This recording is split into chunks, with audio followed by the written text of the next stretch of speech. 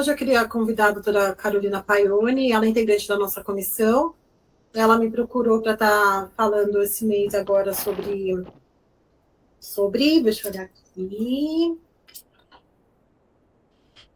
novas leis de combate à violência contra incapazes. Então, ela achou importante esse tema e quis trazer para a comissão hoje, né? Então, espero que todos assistam, né? Prestigiem a nossa colega.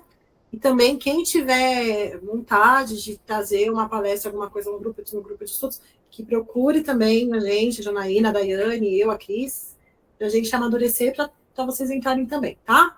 Vamos voltar de novo, como eu falei, nós vamos voltar às palestras, né? Acredito que online, né? Porque você vê que tem gente de Brasília, tem gente do Rio Grande do Sul, tem vários lugares aqui, então não dá para a gente também ficar indo na aldeia, voltando, até por questão de segurança. Então, vamos ver se a gente consegue manter online. Mas eu vou tentar marcar pelo menos um presencial, tá, gente? Para a gente se ver, né? Boa, Jaque, boa. Né? Então, tá bom, Carol. Então, com a palavra aí, você, por favor. Obrigada pela oportunidade, né, mais uma vez, de estar falando aqui.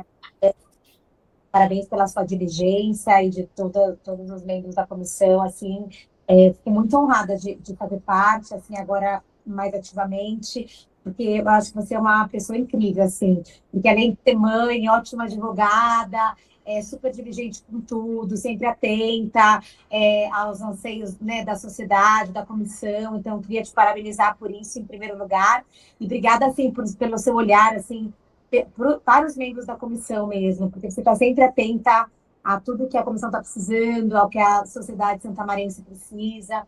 Então, eu queria te agradecer e dizer que eu me sinto muito honrada de ter você por perto. Eu trouxe esse tema, né, para falar com vocês, que são temas específicos, são leis novas, leis específicas, que mudaram tanto o Código Penal, quanto o ECA, quanto o Código de Processo, e eu achei que eram temas mais recentes que poderiam agradar a todos, né? Eu pedi para Daiane compartilhar, me ajudar a compartilhar a tela, porque eu estou fazendo do celular, porque meu computador está quebrado, eu não consigo ter voz no meu computador, então estou fazendo do celular e não consigo compartilhar a tela. Eu pedi para ela compartilhar a tela comigo dos temas que eu vou falar. Será que ela está aqui?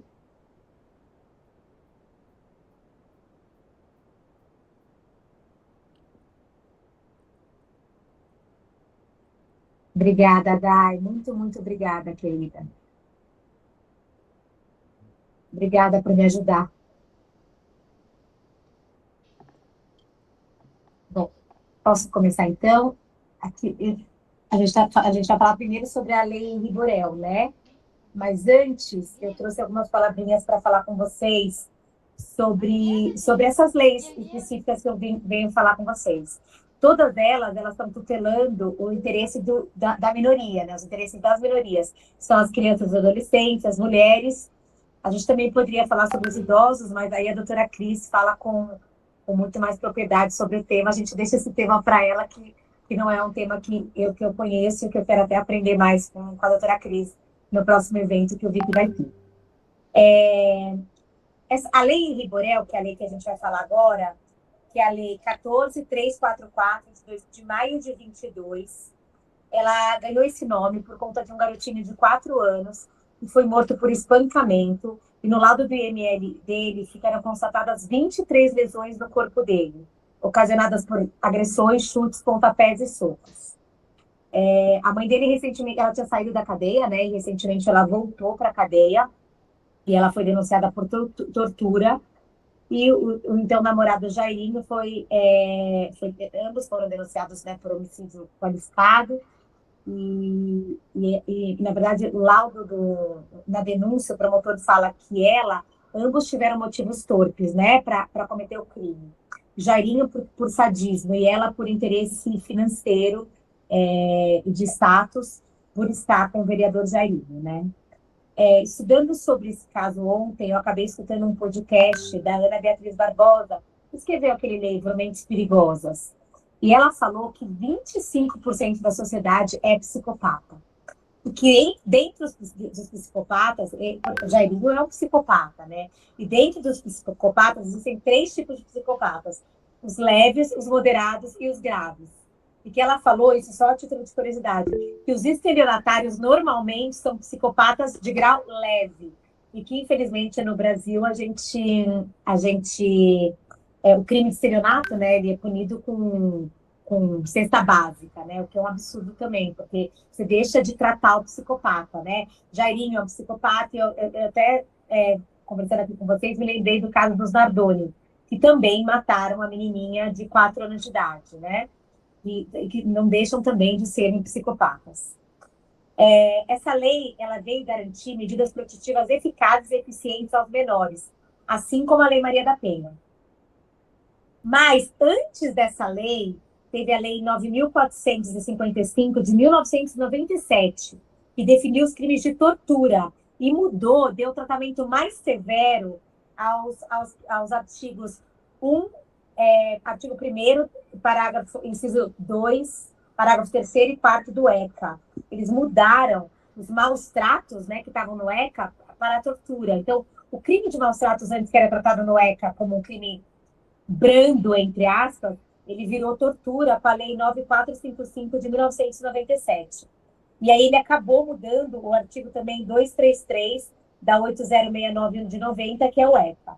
Então ele trouxe a tortura e aumentou a pena da tortura, ele equiparou o crime de tortura a um crime contra, que também lesiona direitos humanos, né?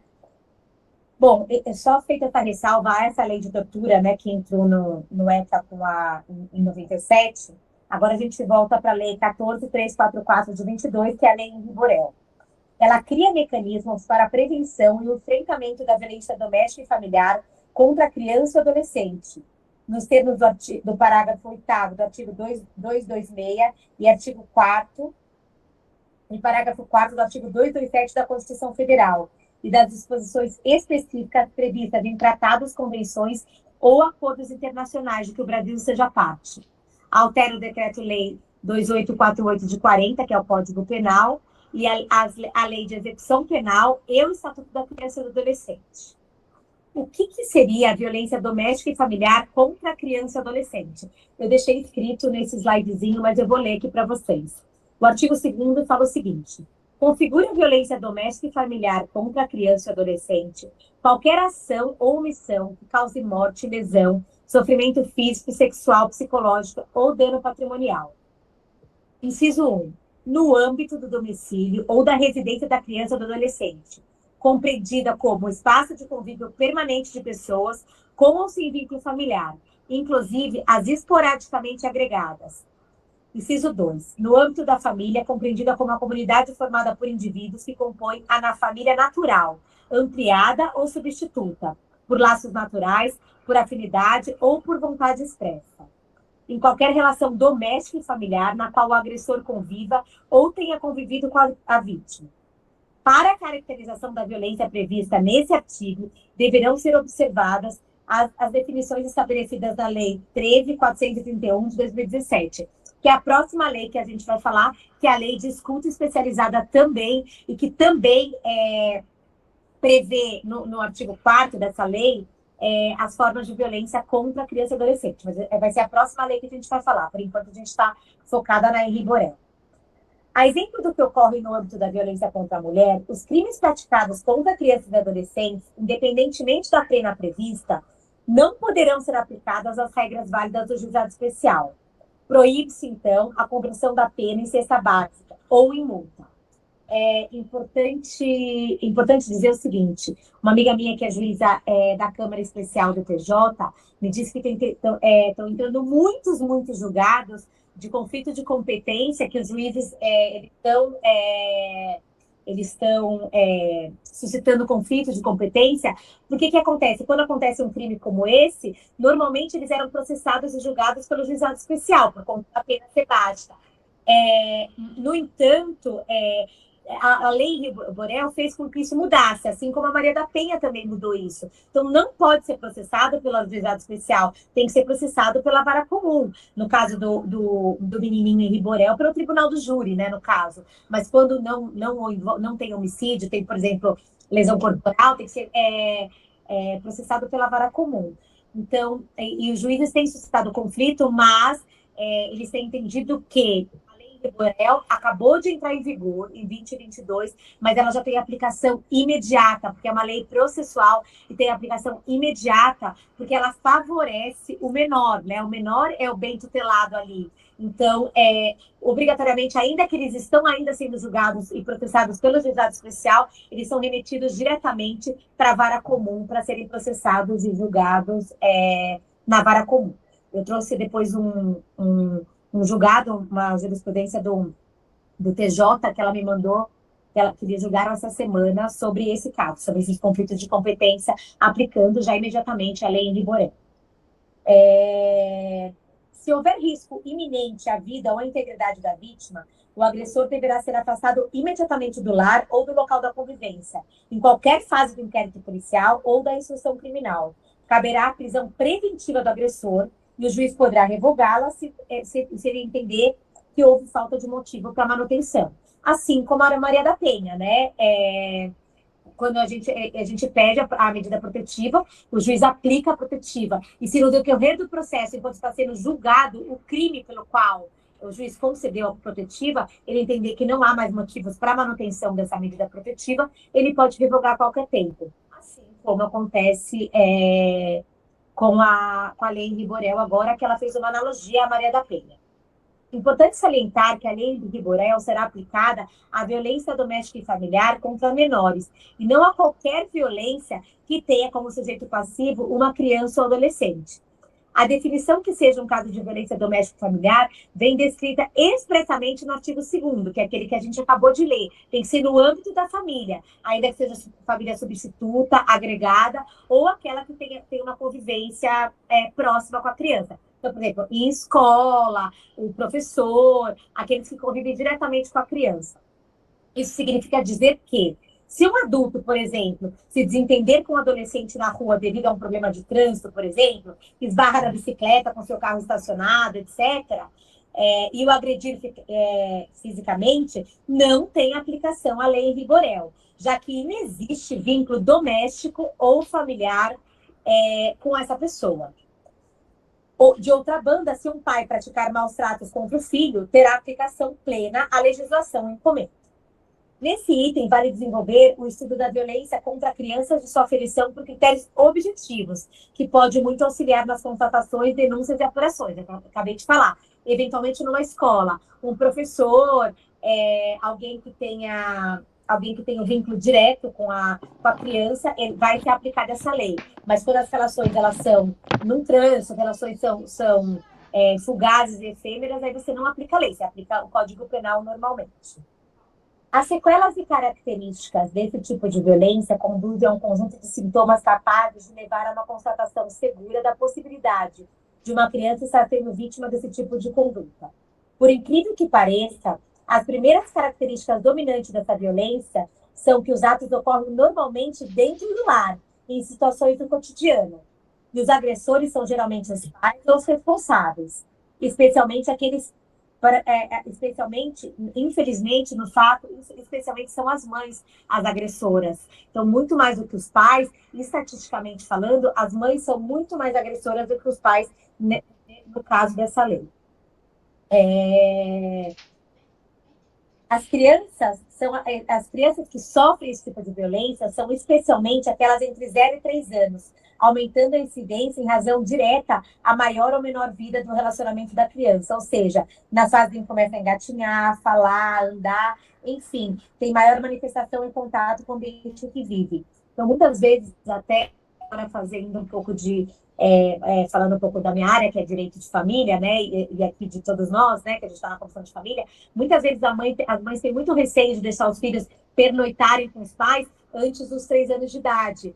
E é muito justificável isso, né, porque até os 3 anos a criança tem dificuldade de falar, não sabe, né, expressar o que está sentindo, expressar o que aconteceu efetivamente. Então, muitas vezes, essa preocupação é legítima de ambos os lados, tanto do pai quanto da mãe, de deixar com o padrasto, uma madrasta, ou com alguém, né, que vai cuidar da criança, porque ela ainda não expressa realmente tudo o que aconteceu. Então, às vezes, esse pernoite, não estender tanto o pernoite até os 3 anos de idade, eu acho que é uma uma prática salutar, na minha opinião. Considerando as circunstâncias em que normalmente a conduta do agressor se desenvolve, torna-se comum o uso de objetos domésticos como os instrumentos para provocar as lesões. Ferro de passar roupa, cabo de vassoura, garfo, facas de cozinhas, panelas. Sendo as principais agressões normalmente são chutes, tapas e socos, e até arremessos das vítimas contra a parede ou o chão. Essas agressões, normalmente, elas são provocadas de cima para baixo, até pela estatura do adulto e a estatura da criança. Então, normalmente acontece na cabeça e vai descendo, né?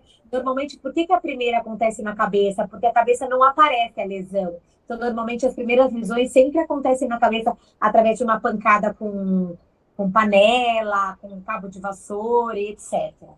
O rosto e a cabeça são as sedes mais comuns, inclusive por um instinto natural de qualquer agressão de atacar tais partes do corpo. Nesse sentido, são mais comuns as queimaduras no rosto e na boca, especialmente relacionadas ao momento em que a criança é alimentada ou se recusa a querer o alimento. E aí, com impaciência, normalmente o agressor começa a dar comida quente para a criança. Isso é uma forma de violência, né? Também as queimaduras, elas normalmente acontecem como forma de educar, é um caráter educativo do agressor que vem queimar as nádegas da criança por um castigo, por exemplo, por haver urinado ou defecado nas roupas. Em casos mais graves, as rupturas do couro de cabelo podem chegar até a morte ou traumatismo crânioencefálico, com espancamento na região do tronco e provocar quebra nas costelas e rotura dos órgãos internos. Outra causa-morte muito comum é a asfixia, especialmente nos casos em que o agressor pretende calar a criança que chora muito, e isso redunda em sufocamento, que foi o caso que aconteceu com a Isabela Nardoni. Eles chegaram a enforcar ela, e depois ela desmaiou com o enforcamento, e eles jogaram ela pela janela, achando que ela estava morta, porque ela chegou a desmaiar. Todas essas indicações devem ser cuidadosamente escotejadas com a narrativa dos suspeitos agressores, que procurarão dar explicações acerca da origem das lesões, a serem analisadas quanto à sua verossemelhança e discrepância ou não com a natureza das lesões encontradas. Outro fato muito importante é que, normalmente, os agressores, eles não levam as vítimas para o mesmo hospital sempre, exatamente para que não seja detectada a lesão. E, normalmente, eles levam para hospitais, pronto-socorros diferentes, para que não seja detectada a lesão. Então, é muito comum que esses agressores, né, que são os próprios pais, mães e cuidadores dessas crianças, eles vão levando cada vez num hospital diferente para que não possa ter um nexo de causalidade entre as diversas condutas praticadas. Falando sobre isso, existe um quadro indicador, né, das crianças que sofrem esse tipo de lesão, que chama Síndrome da Criança Espancada, que desvela uma situação altamente repugnante e difícil de aceitar como realidade. Porém, essa situação existe em todas as camadas sociais e não pode ser passado ao nosso lado sem que a gente tenha conscientização sobre isso. As medidas nesse sentido não podem se restringir ao tratamento na matéria penal, mas deverão voltar-se especialmente ao tipo de assistência que deverá ser prestado a essas vítimas, garantindo sua incolumidade física e psíquica. Inclusive, essas vítimas, elas podem ser afastadas e terem proteção, né, integral do Poder Judiciário. Quando a gente detecta que houve essa lesão, elas têm que ser afastadas desse agressor, assim como na Maria da Penha, e elas têm que ter proteção especial para que elas não continuem vivendo nesse ambiente, que é um ambiente nefasto, que é um ambiente que causa a lesão, né, onde elas são lesionadas. Eu lembro uma vez, no meu primeiro estágio, eu trabalhava numa ONG que chamava Centro de Referência da Criança e do Adolescente, que era com vítima de menor de violência, que sofriam violência doméstica, né, e sexual. E aí eu lembro uma vez que a gente foi fazer uma busca e apreensão, acho que eu tinha, 19 anos, fui fazer uma busca e apreensão junto com o oficial de justiça, e a criança estava presa com uma corrente na cama. E aí, depois a mãe foi ouvida e tudo mais, e a mãe falou, mas eu não tinha com quem deixá-lo, era uma criança de 3 anos de idade, então ela deixava um pratinho de comida para a criança, a água, e a criança ficava presa com uma corrente na cama, enquanto a mãe ia trabalhar, tipo, das 9 às 6 da tarde, porque ela não tinha com quem deixar essa criança, e ela achava que aquilo era uma forma de proteger a criança, não a deixando sozinha, entre aspas, em casa, porque ela só tinha 3 anos, então ela ficava presa o tempo todo numa cama com uma corrente até a mãe voltar do trabalho.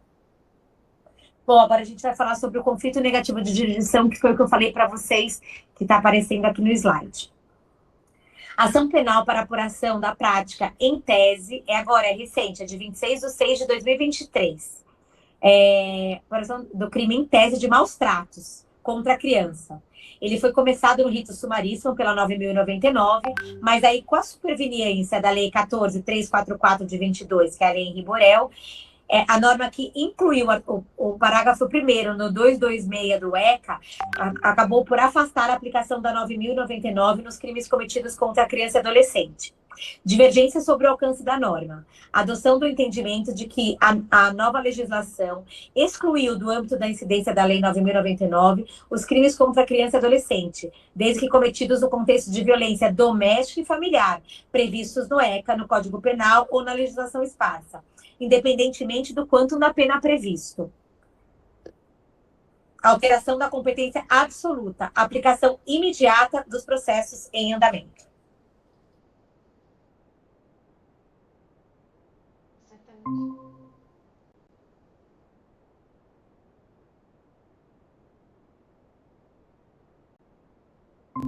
Que verse sobre maus tratos, sobre os artigos do 226 e seguintes do ECA, que sejam processos de violência, né, contra a criança, é legal que a gente já peça para já redistribuir por incompetência absoluta do juizado especial, assim como na Maria da Penha. Tá? A gente conseguiu ver aqui, então, esse artigo, né, que é o artigo 2º da Lei 14.334 de 22, que instituiu esse crime, né, os crimes contra a criança e adolescente, e a gente viu a forma de processamento deles, quais são os crimes previstos, né, o direito material, e como a gente faz, como é o direito processual, como a gente vai denunciar esse crime. Importante dizer que esse crime, ele obrigatoriamente precisa ser denunciado por qualquer pessoa que presencie, assim como a Ana Maria da Penha. Quem presenciar um crime contra a criança e adolescente e não fizer a denúncia, não ligar para o 90, não ligar para o 188, estará também cometendo o crime. Então, e a lei 14.344 de 22, ela estabelece isso, que obrigatoriamente você tem que noticiar a autoridade policial sobre esse crime que está acontecendo. E aí, como a gente vai fazer a denúncia? A gente faz a denúncia ou através da delegacia ou direto no fórum, através de uma representação mesmo, né, direto no fórum, nos órgãos específicos. O próprio Ministério Público tem aquele órgão especial que chama Sanctivis, que você pode fazer a denúncia diretamente lá no Ministério Público. Peguei um caso recentemente aqui no escritório, em Belo Horizonte, que também tem uma vara específica que tutela os interesses da criança e do adolescente vítimas de violência, chama VECA. Então, também a gente deu entrada diretamente nessa vara especial que também existe em Minas Gerais. Então, a lei determina que o Tribunal de Justiça dos Estados, eles criem essas varas específicas para a gente fazer direto a distribuição e o andamento nessas varas específicas. Agora a gente vai falar só um pouquinho que é importante que a gente falar antes de falar sobre isso. Então, assim, a gente dá entrada na delegacia. E agora, trazendo um pouquinho essa nova lei que eu vou falar para vocês também, a 431 de 2017, que estabelece o sistema de garantias e direitos de crianças e adolescentes vítimas e testemunhas de violência. Essa lei tem como grande destaque a escuta protegida das crianças e dos adolescentes. Então, quando a gente leva um caso de maus tratos para a delegacia, a gente obrigatoriamente vai também fazer uso da Lei 13.431 de 17, solicitando tanto ao delegado, ao juiz ou ao promotor de justiça, no caso da gente dar entrada direto no Sanctivis, para que essa criança seja ouvida numa escuta protegida. É muito importante que a gente, assim que a gente faz essa denúncia, a gente peça essa oitiva especial dessa criança, desse adolescente. E aí, antes de entrar nessa lei, eu queria trazer um pouquinho para vocês sobre essa questão de o quanto que é prejudicial ou não para a criança e para o adolescente ser ouvido, ainda que seja uma escuta especializada, ainda que seja uma escuta protegida, ainda que seja uma escuta menos traumática. O quanto que será traumático ou não para essa criança e esse adolescente serem ouvidos para relatar os maus tratos que eles estão sofrendo, para relatar o quanto eles já sofreram ou eles continuam sofrendo. Depois eu até queria escutar vocês, eventualmente, numa outra oportunidade, ou como vocês preferirem, sobre isso, né? O quanto que a gente deve expor ainda mais essa criança e esse adolescente nessa escuta protegida, mesmo que protegida, né? Então, vamos lá. Então, dentre os grandes avanços da Lei 13.431 de 17, destaca-se a escuta protegida, que garante maior proteção para as crianças e adolescentes ao depor em um ambiente acolhedor e com um depoimento gravado, evitando o processo de revitimização, ou seja, ter que relatar incontáveis vezes o trauma sofrido. Estabelece e orienta a criação de centros de atendimento integrado, que contarão com equipes multidisciplinares para acolher crianças e adolescentes com atendimento especializado. Eu não sei se vocês têm visto, assim, eu acho que sim, né, no dia a dia de vocês, como as delegacias já estão mais preparadas para receber as crianças e os adolescentes, e as mães também vítimas de violência. Então, sempre tem um espacinho destinado a elas com uma brinquedoteca, com alguns brinquedinhos, uma mesinha de desenho. Então, de alguma forma, a gente vai se preparando para que fique menos traumático esse ambiente todo, já diante de um contexto tão sofrido que essas crianças já passam, né? E aí, como funciona tudo isso? Espera só um minutinho.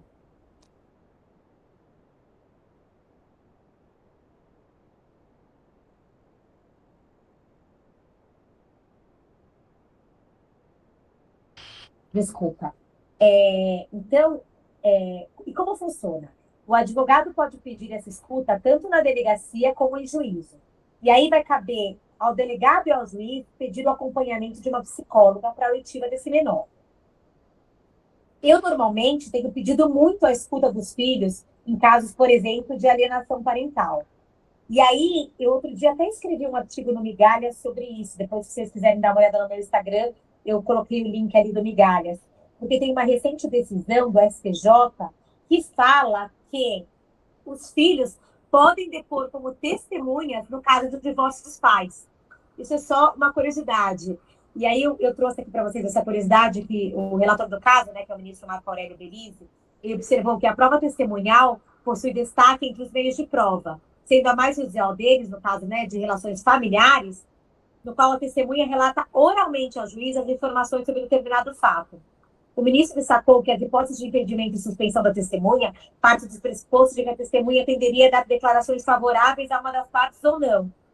Mas não se verifica uma parcialidade presumida quando a testemunha possui vínculo de parentesco com ambas as partes igualmente. Então, ele pode depor a criança e adolescente, por quê? Porque ele possui o mesmo vínculo, tanto com o pai quanto com a mãe.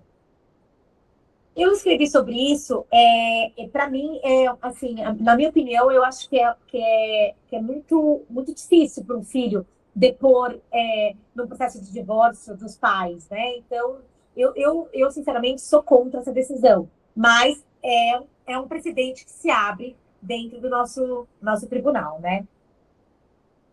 Bom, vamos lá. Aí, além dessa lei, né, de 2017, 13, além da lei 13.431 de 17, ter trazido essa escuta especializada, que eu acho que muito contribuiu, né, para o ordenamento, né, para a gente fazer uma escuta mais afetiva das crianças e adolescentes, ela também trouxe no artigo 4º a tipificação de condutas criminosas como forma de violência contra a criança e adolescente. Então, a lei em vigor, ela veio para complementar essa lei de 2017, que já trazia como conduta violenta e criminosa atos praticados contra a criança e adolescente. Então, além dela ter previsto a escuta especializada, ela também previu já condutas criminosas violentas contra a criança e adolescente. Que, inclusive, em processos de alienação parental, a gente muitas vezes usa essa lei como forma de alienação parental, como também condutas alienadoras praticadas com base nesse artigo 4º dessa lei. Então, são formas de violência. Artigo 4º. Inciso 1.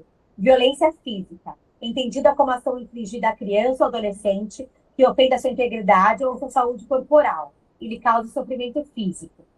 Violência psicológica, qualquer conduta de discriminação, depreciação ou desrespeito em relação à criança ou adolescente, mediante ameaça, constrangimento, humilhação, manipulação, isolamento, agressão verbal e xingamento, ridicularização, indiferença, exploração ou intimidação sistemática, que é o bullying, que possa comprometer seu desenvolvimento psíquico e emocional.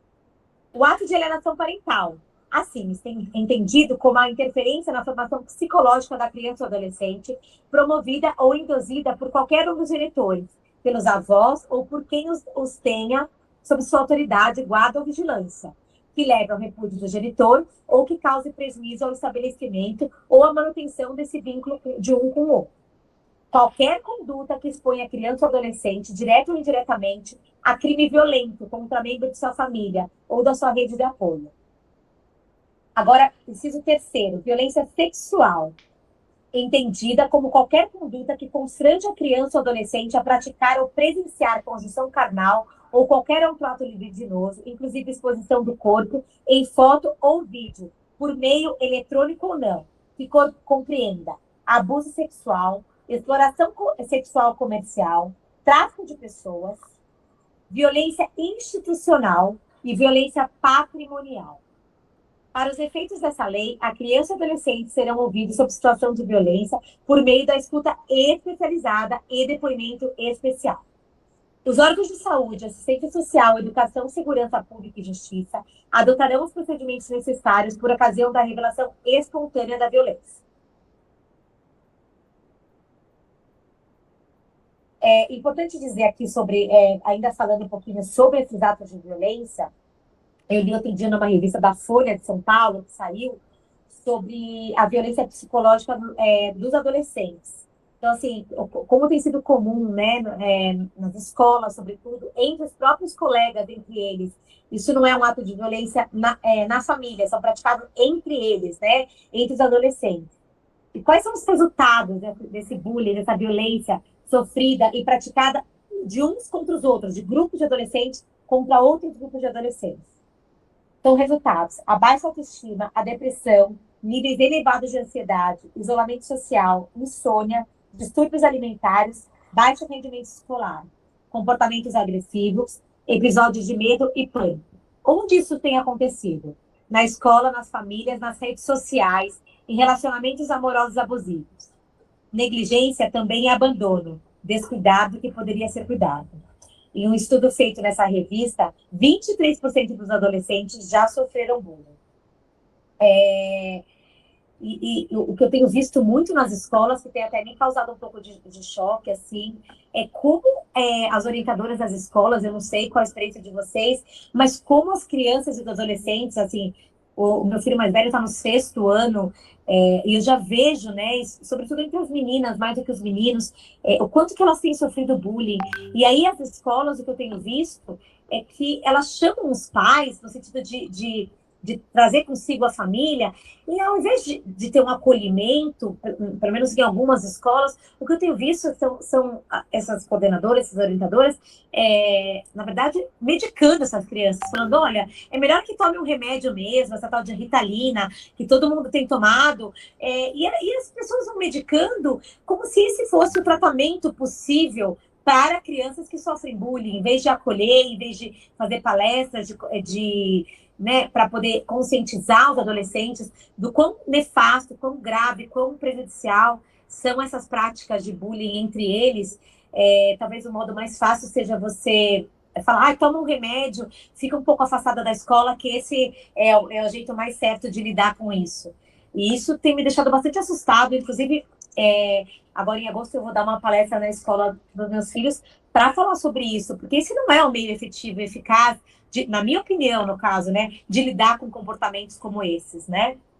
Mas também a gente pode deixar essa sementinha plantada e, eventualmente, a gente pode conversar sobre isso depois, doutora Jaque, que também eu acho uma matéria importante para a gente falar sobre esse bullying entre os adolescentes, que cada vez tem sido, né, mais grave e causado consequências cada vez mais nefastas entre eles, assim. Esse uso excessivo de celular, das redes sociais, TikTok.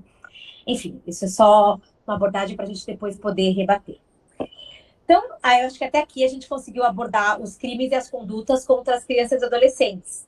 E agora a gente vai voltar a falar um pouquinho sobre as mulheres e sobre as vítimas de cyberbullying. E a gente vai começar pela Lei Carolina Dickmann, que também é uma lei nova, né? Assim, nova que eu falo, nada é tão novo quanto a Lei Henri Borel, né? Mas elas foram se aperfeiçoando e foram sendo criadas, e que bom, né? Isso é um avanço no nosso ordenamento jurídico que está acompanhando todas as evoluções da internet, as evoluções sociais e tudo mais. Então, a Lei Carolina Dickmann, apelidada de Carolina Dickmann, é a Lei 12.737 de 2012. A Lei Carolina Dickmann, ela alterou o Código Penal brasileiro. E ela é voltada para a punição de crimes virtuais e delitos informáticos. Com o avanço da tecnologia e a democratização e o acesso facilitado às redes sociais, o sistema judiciário brasileiro viu a necessidade de tipificar crimes cometidos no ambiente virtual. Seu projeto foi apresentado no dia 29 de novembro de 2011 e sua sanção foi em 2 de dezembro de 2012. Esse foi o primeiro texto que tipificou os crimes cibernéticos no Brasil, tendo como foco as invasões a dispositivos que acontecem sem a permissão do proprietário. Vale destacar que em nosso país é comum as leis levarem anos para serem aprovadas, mas nesse episódio ela foi sancionada por conta da pressão midiática após uma ocorrência com uma personalidade famosa, né? Que fez com que seu processo de aprovação demorasse um período menor de que um ano, o que é fato raríssimo, né, no nosso país. Mas pelo menos valeu de alguma coisa, né? Por que recebeu o nome da atriz? Porque a atriz, em maio de 2011, ela foi vítima de um hacker virtual que invadiu o seu computador e tendo acesso a 36 fotos pessoais do seu cunho íntimo, e que ele ligou para ela e exigiu o valor de R$10.000 para não publicar as fotos. A atriz recusou essa exigência e acabou tendo suas fotos publicadas na internet. Isso criou uma grande discussão popular sobre a criminalização desse tipo de prática, que ainda foi excessivamente fomentada pela mídia. Bom, aí a atriz abraçou a causa e então surgiu a Lei Carolina Dickmann, que mudou o Código Penal e acrescentou 2 artigos no Código Penal, o 154A e o 154B. Além disso, ele alterou o artigo 266 e o 298. E a norma trata de uma tendência do direito à segurança no ambiente virtual. Sua redação prevê os crimes que decorrem do uso indevido de informações e materiais pessoais que dizem respeito à privacidade de uma pessoa na internet. Então, o que falam esses artigos? Vamos lá. O 254A trouxe o chamado crime de invasão a dispositivo informático, que consiste na invasão de qualquer dispositivo informático alheio, como computadores, smartphones, tablets, independente se estiver conectado à internet ou não, ou seja, se estiver online ou não. O ato deve ser praticado mediante a violação de mecanismos de segurança e ter por objetivo adulterar, obter ou destruir dados sem autorização do proprietário do dispositivo. A norma também se aplica a quem instalar os vírus nos dispositivos para obter vantagens ilícitas. Então, aqui a gente tem 2 bens jurídicos tutelados. O primeiro, a imagem, né, o direito à imagem, e o segundo, obter vantagem ilícita. Então, é um crime que ele tutela 2 bens, a pessoa e o patrimônio. Então, por isso que ele teve uma grande repercussão, porque ele está tutelando o direito à pessoa, né, à imagem, à honra e o direito ao patrimônio, que você está extorquindo a pessoa para obter uma vantagem ilícita, tá? Aquele que produzir, oferecer, distribuir, vender ou difundir um programa de computador ou dispositivo que permite a prática também sofrerá as consequências do crime. O que quer dizer isso? Quer dizer o seguinte, não só aquele que invadiu o dispositivo, mas aquele que também divulga aquilo que recebeu. Então, assim, é como se fosse a receptação. Alguém furtou e o outro passou para frente. Então, é mais ou menos isso. Quem cometeu o furto e quem receptou. São dois, é punido no 254A e no 254B. Primeiro, aquele que aquele que invadiu o dispositivo está punido no 254A. E aquele que divulgou aquilo que recebeu através daquele que pegou no dispositivo também é punido. A ação desse crime, ela se procede mediante representação.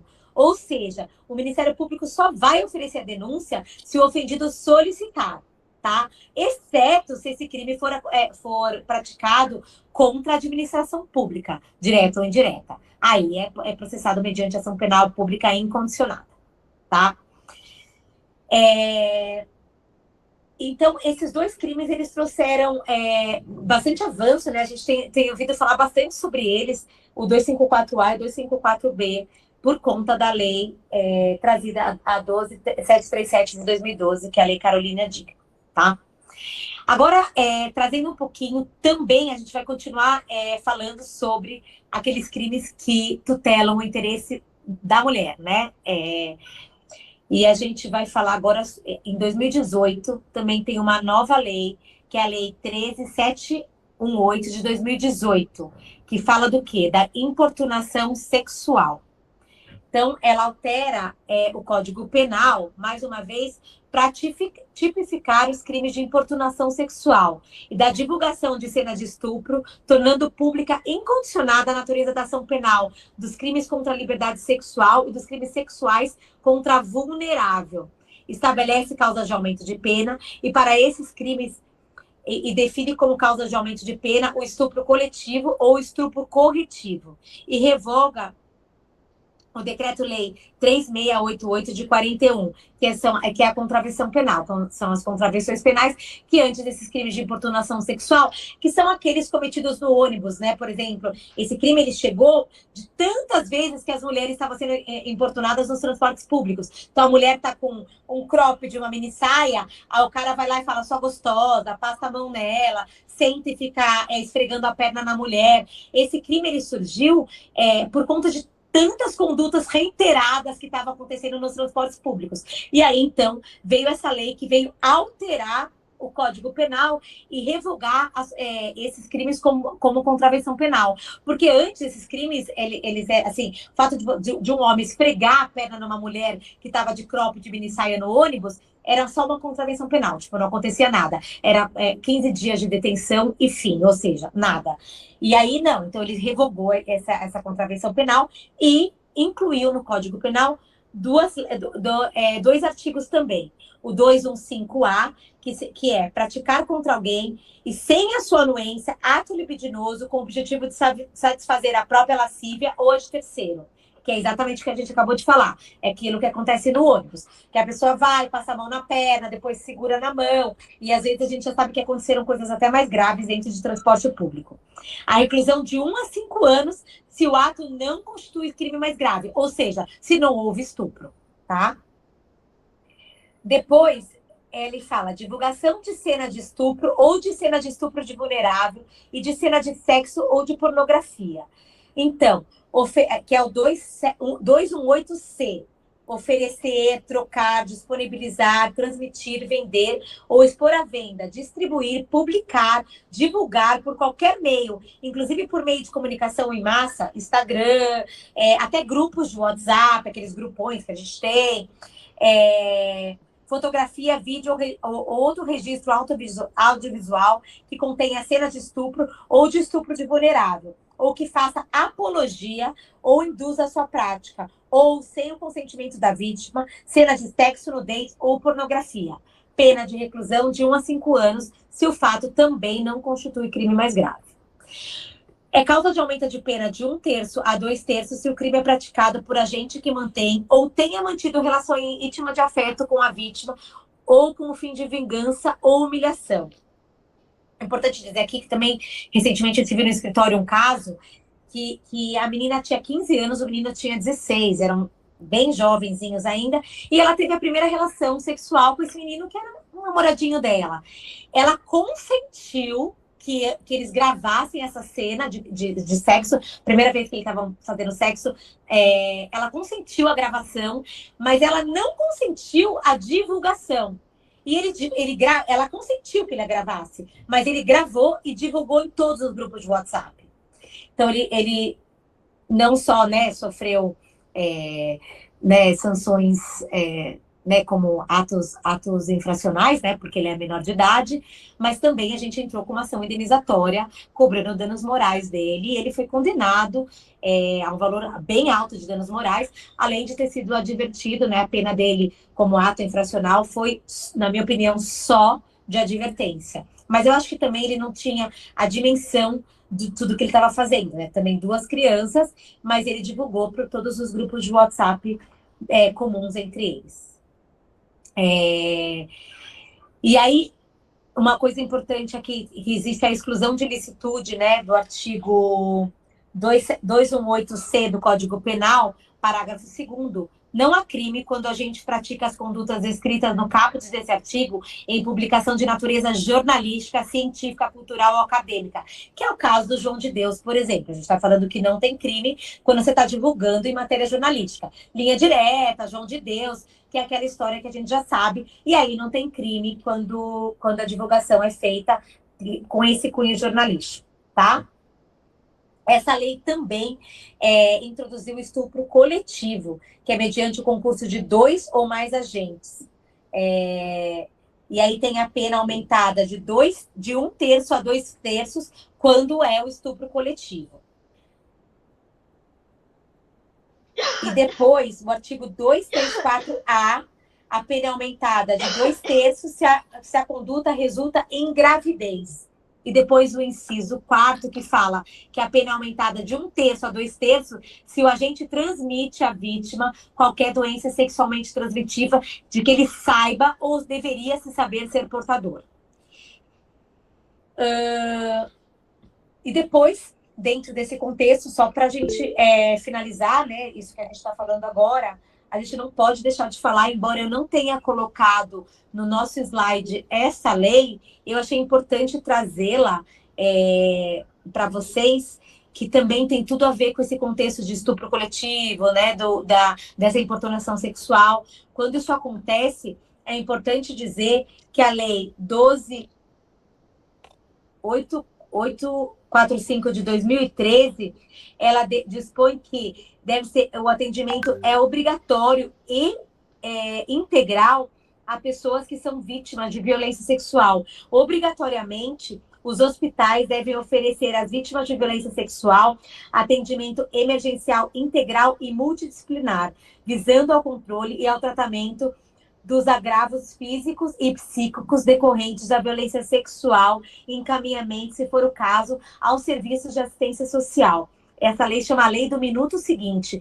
Aquela mulher que foi vítima de estupro ou de qualquer importunação sexual e vai direto ao hospital, procure um pronto-socorro, obrigatoriamente o hospital, além de denunciar, ele tem que, na hora, ligar para a polícia 190 e falar: estou atendendo uma vítima de estupro, estou atendendo uma vítima de violência sexual, estou atendendo a uma vítima de importunação sexual. Ele tem que fazer o encaminhamento na hora, tanto para a polícia militar, quanto para, se precisar, para órgãos de assistência social, psicológica, para dar toda a assistência à vítima, tá? Essa lei é a 12.845 de 2013. Então, obrigatoriamente, o hospital tem que dar todo esse encaminhamento.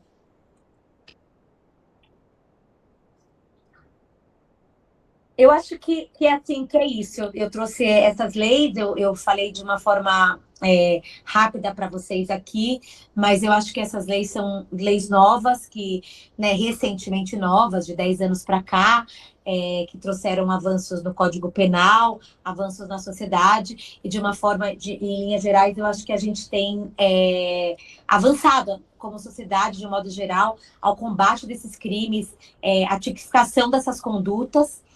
E Acho que é isso, doutora Jaque. Acho que era isso que eu tinha que trazer para vocês. Eu posso depois disponibilizar esse slide que ficou pequeno, que eu fiz, que foi só os tópicos, mas eu estou com material grande aqui depois, né, de estudos, que eu posso disponibilizar para vocês, caso vocês queiram, no nosso grupo da comissão, e tem mais alguns julgados, algumas coisas legais que eu tenho para disponibilizar para vocês. Não sei se ficou alguma dúvida, alguma pergunta que queiram fazer. Alguém tem alguma pergunta, alguma dúvida, gente?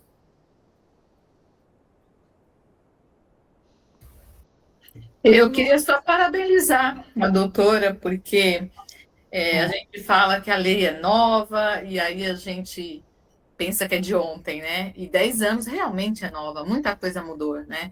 E como a gente tem visto a importância aí de interligar sempre o direito com a psicologia, né?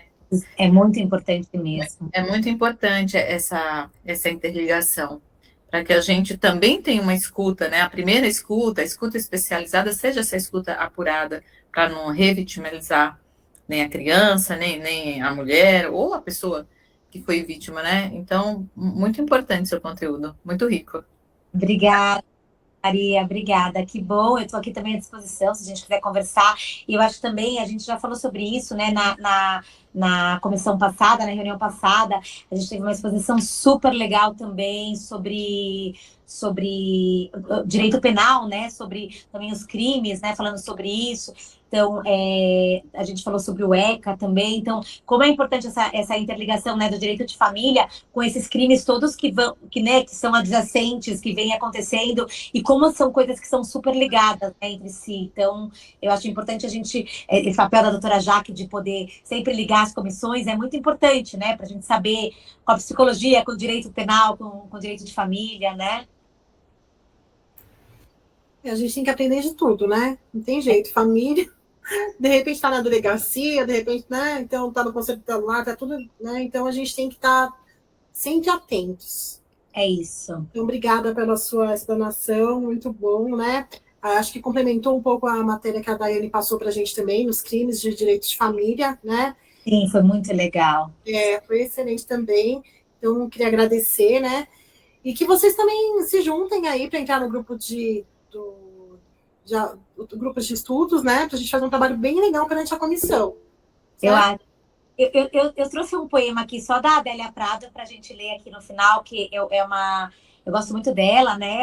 É uma poetisa mineira, e eu trouxe para vocês que fala o seguinte: uma das coisas mais belas da vida é a oportunidade que temos ao abrirmos uma janela, seja ela exterior, para ouvirmos o canto dos pássaros, seja ela interior, para reconhecermos o solo fértil que carregamos dentro da alma.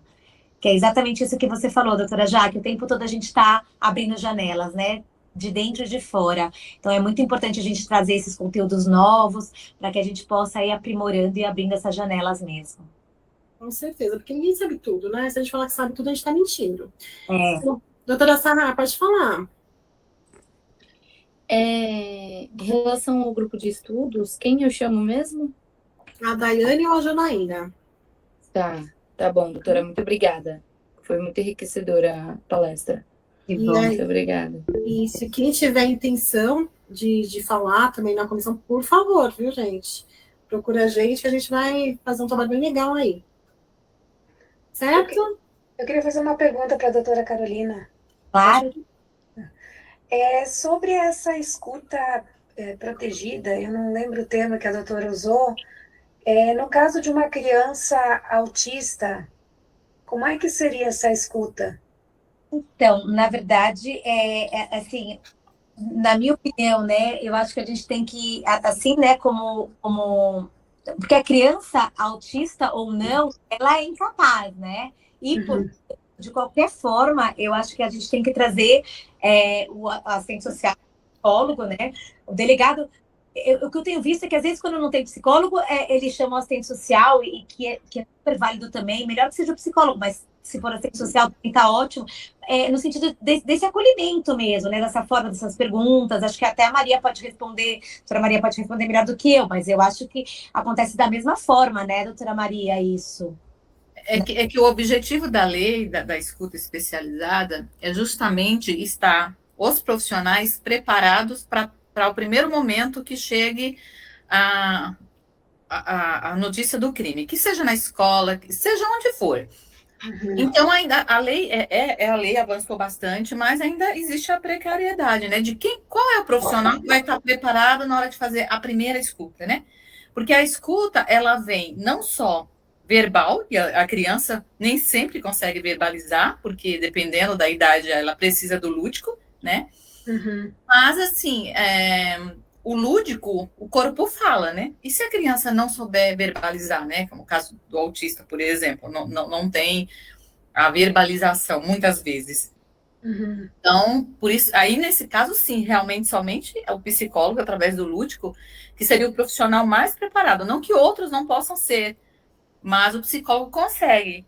O ideal é que essa escuta, no primeiro momento, pelo menos é o que visa a lei, é o primeiro momento, esses profissionais realmente estejam preparados para não ter que ficar fazendo perguntas várias vezes, porque aí a criança, ela é ouvida no primeiro momento ali com o professor professor chama a diretora chama o conselho tutelar, e o conselho tutelar, e aí vai indo. Quando vai ver, a criança já repetidamente, diversas vezes, relatando, e muitas vezes ela não consegue verbalizar, né? E o que isso traz de sofrimento? Então, é bem complicado, né? É super complicado. O ideal era que ela realmente expressasse isso apenas uma vez para o primeiro profissional, o primeiro adulto que ela realmente tivesse a segurança para passar. Né? Essa situação é até um caso de amigos próximos, né? Ele até verbaliza, é uma criança de 7 anos. E a situação ele foi na casa de um casal de amigos e o marido, no caso, deu um beijo na boca do menino, né? E é uma coisa que ele repete, só que, enfim, a família ainda não denunciou, não fez nada porque está com medo desse homem, né? Porque ele é uma pessoa meio agressiva. Então a gente não sabe até onde essa pessoa pode ir, né? Mas, doutora Luciene, aí não seria o caso da gente pedir também, né, da delegacia mesmo, pedir para a proteção dessa criança, dessa família mesmo, não só da criança, mas dessa família, notadamente pela condição da criança e tudo mais. Será que não seria o caso? Esse é o medo, né? Porque essa pessoa sabe onde é que moram, onde é que a família mora, onde é que as crianças estudam, né? Então, o medo maior é isso, sabe? As pessoas, infelizmente, né, às vezes agem, enfim, não pela emoção, pela razão, mas pela emoção do momento, né? Então, existe ainda um medo muito grande no Brasil, né? Porque a gente sabe que a nossa lei ela é bonita no papel, mas tem muitas coisas que, infelizmente, nem o judiciário, nem a polícia em si tem como fazer todo essa proteção, digamos assim, né? Enfim. Concordo com você, sim, é isso mesmo. Né? Eu acho a nossa lei maravilhosa, assim, em muitos aspectos, não só... Várias leis que nós temos, elas são realmente muito bem escritas, porém, na prática, a gente sabe que a coisa, às vezes, nessa situação, né, a gente sabe que é delicado, né, porque uma criança não se defende, né. E se você for pensar, né, assim, até voltando nisso, né, quando o quão difícil por exemplo, essa própria história do Henry, né, do Henry Borel, da criança, esse vereador, ele já tinha tido 3 denúncias, né, 3 oficiais de maus tratos contra crianças, e nada foi feito, é isso que você falou, entendeu? Então, assim, talvez chegado a esse extremo, se a polícia tivesse tido mais diligente, tivesse tido uma escuta especializada dessas crianças, enfim, é isso mesmo que você falou. Então, de repente, até com essa pessoa, ele já fez isso com outras crianças que não se sabe, né? Exatamente, sim, pode ser mesmo. Várias questões envolvem aí, desde dos malefícios que esse beijo tem havido causar, quais foram, né, as consequências para essa criança, se teve alguém presente, aí vem toda aquela questão que vai envolvendo uma coisa, né, os profissionais de um lado e de outro, né. Não, até teve. E é bem delicado. Tem testemunha, só que a pessoa disse que não foi nada. Então. Acha que isso é bobagem, não aconteceu nada. Coisa de criança, né? Só que a criança repete isso toda hora. Eles ficam repetindo. Entendeu? Então é porque realmente marcou essa criança. Eu acho, né? Eu acredito. Eu não sou psicóloga, né? Eu não conheço muito disso, mas eu acredito que, enfim, deve ter marcado em algum aspecto essa criança, né? Porque foi uma coisa que aconteceu já faz um meio ano, né? Nossa. Então, Carolina? A Janaína quer falar? Doutora Carolina, parabéns, viu? Tomei nota sobre muita coisa do que foi falado, para não esquecer, né, na prática da advocacia, principalmente quanto à lei do Henrique Borel, que a lei 9.099 agora ela é afastada, né, completamente, né, que antes o agressor tinha várias benesses legais, né, agredia, cabia uma multinha, alguma coisa e estava tudo bem, que ela é aplicada no âmbito ali da violência envolvendo o núcleo familiar ou de relação imediata com a criança, né? Então não é qualquer tipo uma agressão que acontece, um estranho agredindo uma criança numa situação aleatória, né? Como a doutora colocou. Então todos esses pontos é sempre importante a gente como advogado se atentar, né? Na hora de realizar a defesa, né? Dos clientes, na hora de levar um caso, né, para o judiciário. Às vezes a gente aqui no direito de família é pego de surpresa por algum cliente, tem que acompanhar em delegacia uma situação de violência, né? E por último, quanto à escuta especializada, eu já fiz algumas, gente.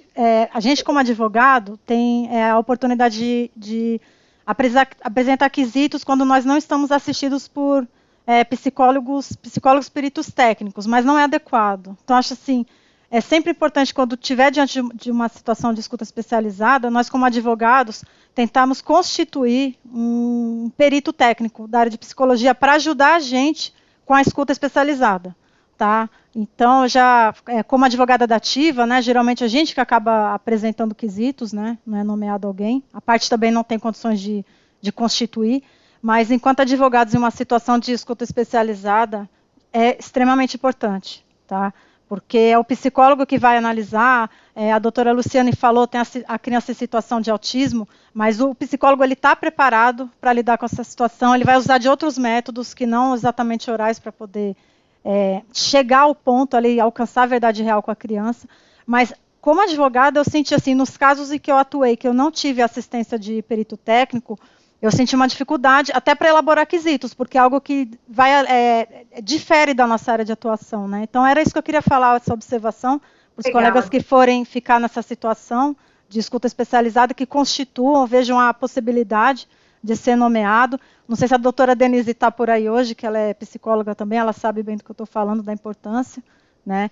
Então era isso, era para evidenciar esse cuidado aí, para que todos tenham, se tiverem uma situação de escuta especializada, para terem um profissional para poder auxiliar o advogado, tá? Porque somente a gente fica complicado para escuta mesmo, tá?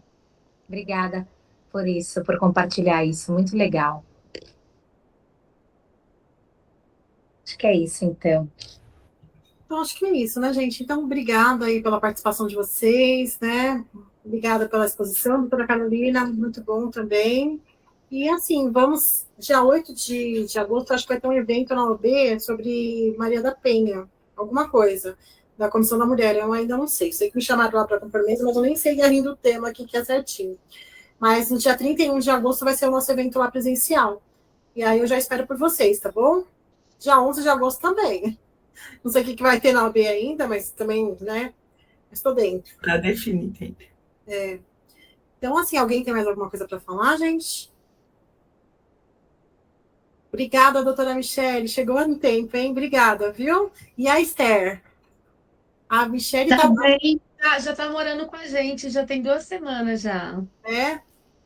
Pura A Esther felicidade. ganhou, nasceu uma filha de coração agora, tá aí com ela, na família dela, tá super feliz, né? Gente, meu mundo virou de ponta cabeça, mas tá uma delícia. Meu filho tem 10 anos biológico e minha filha, só que a Esther que chegou agora, ela fez 9 anos.